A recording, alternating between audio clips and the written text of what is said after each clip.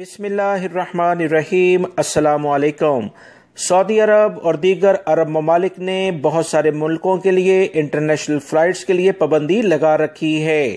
ان ممالک میں خصوصی طور پر سعودی عرب کے لحاظ سے اگر بات کی جائے تو پاکستان، انڈیا اور دیگر اہم ممالک میں پابندی برقرار ہے، کیونکہ وبائی مرض کورونا کی وجہ سے یہاں پر حالات بہتر نہیں۔ اس بارے میں انٹرنیشنل فلائٹس کب کھلیں گی، یہ بہت اہم سوال ہے جس کے بارے میں غیر ملکی افراد مسلسل تمام ذرائع سے پوچھتے رہتے ہیں۔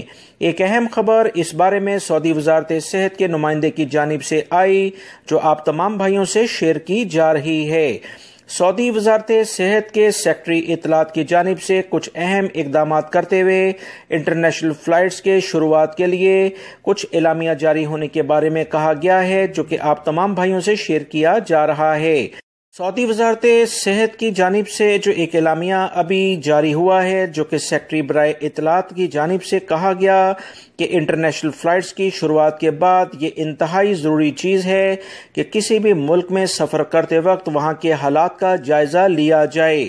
وبائی مرض کورونا سے متعلقہ جو SOPs ہیں اس پر عمل کرتے وقت جس ملک سے بھی غیر ملکی افراد یا سعودی شہری آئیں گے، وہاں سے ان کا قرنطینہ ہونا اور سعودی عرب میں آنے کے بعد قرنطینہ ان کا کرنا، اور وبائی مرض سے متعلقہ جو بھی SOPs ہیں جس میں ویکسینیشن بہت زیادہ امپورٹنٹ ہے، اسے بھی لگوانا بہت زیادہ ضروری ہو سکتا ہے۔ سعودی عرب سے جانے والی فلائٹس کو بھی خصوصی طور پر مانیٹر کیا جائے گا تاکہ یہاں سے جانے والے افراد بھی کسی لیول پر وبائی مرض کورونا میں مبتلا نہ ہوں۔